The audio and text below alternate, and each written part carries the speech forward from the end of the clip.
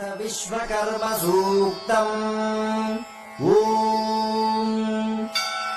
य इमा विश्वा भुवनानि जुह्वदृशिर्होतान्यसीदत्पितानाः स आशिषाद्रवेण मिच्छमानः प्रथमच्छतपदाम् आविवेश किम् स्वीदासेदधिष्ठानमारम्भणम् कथमच्वित्कथासीत् यतो भूमिम् जनयन् विश्वकर्मा विद्यामौर्णोन्महिना विश्वचक्षाः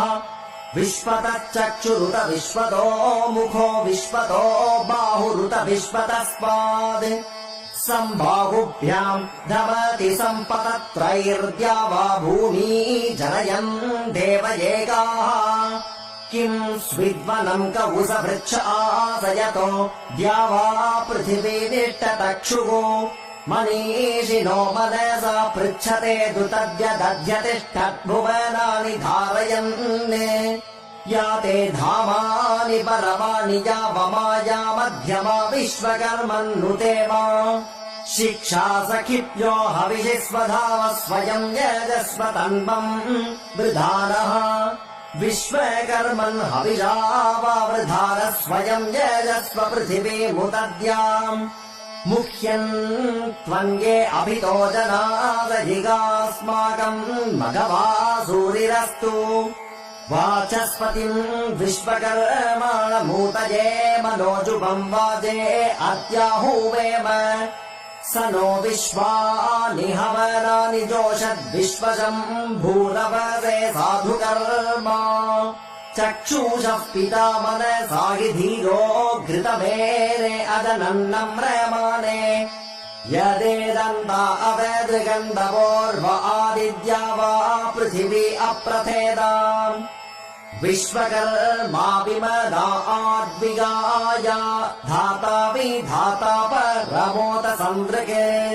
तेषामिष्टानि समिषा वदन्ति यत्र सप्त ऋषीन् पर एकबाहुः यो नः पिता जनिता यो विधाता धामानि वेद भुवनानि विश्वा यो देवानाम् नामधा एक एव तम् सम्प्रश्नम् भुवनायन्त्यन्या त आयजन्तद्रवीणम् समस्माऋषयः पूर्वे दरितारो न भूना असूर्ते सूर्ते रजसि निषत्ते ये भूतानि समगृह्णन्निमानि परो दिवा परयेन पृथिव्या परो देवेभिरसुरैर्यदस्ति कम् स्विद्गर्भम् प्रथमम् दध्र आपो यत्र देवाः समपश्यन्त विश्वे तमिद्गर्भम् प्रथमम् दध्र आपो यत्र देवाः समगच्छन्त विश्वे